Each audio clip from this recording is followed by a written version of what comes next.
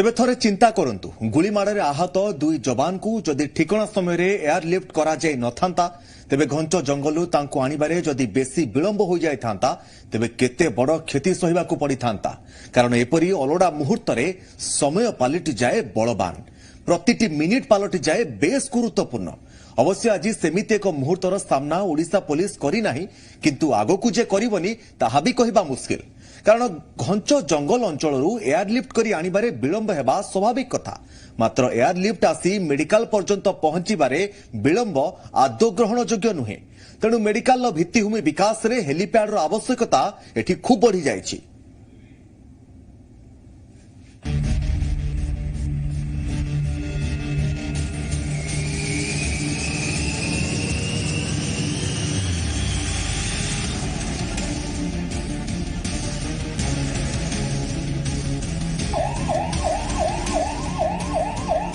माओवादी गुली रे आहत ही दुई जवान को देखंतु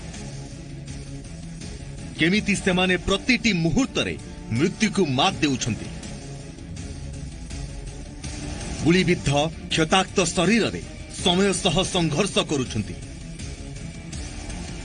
घंच जंगल मध्यरु पाद चला रास्ता रे प्राय 18 किलोमीटर बोही आनिबा परे संभव होइथिला एयरलिफ्ट दैबात आज डीजी कोरापुट गस्तरे थिबारु जवान को एयरलिफ्ट करिबा पई बेसी समय लागि नथिला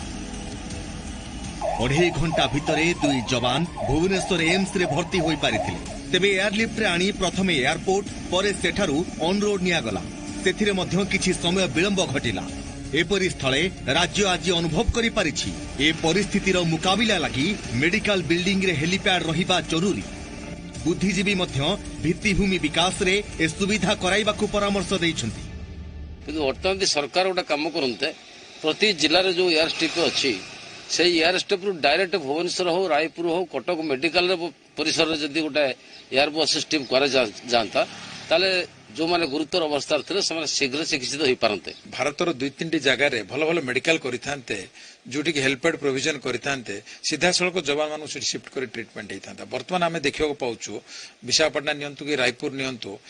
जवान मान शिफ्ट करा जाउची हेल्पएड रो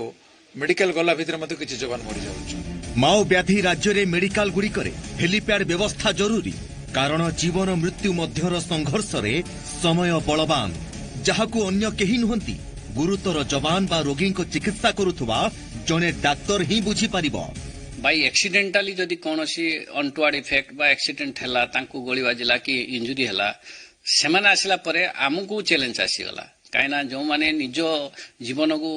बाजी लगे लोकंकर सेवा करछि आमे भी से तांको सेवा पई आमे आग्रह सकर आसिलु तो आमे प्राणपण चेष्टा करू एट बेस्ट चेष्टा करू समस्ते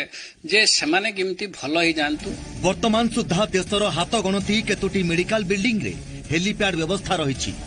किंतु ओडिसा रे गोटिए भी मेडिकल रे ए सुविधा नाही जेते बेले कि विभिन्न समय रे राज्य एपरि अलोड़ा परिस्थितिर सामना करूछि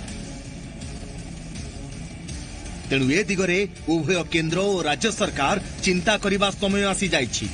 ब्यूरो रिपोर्ट जी मीडिया।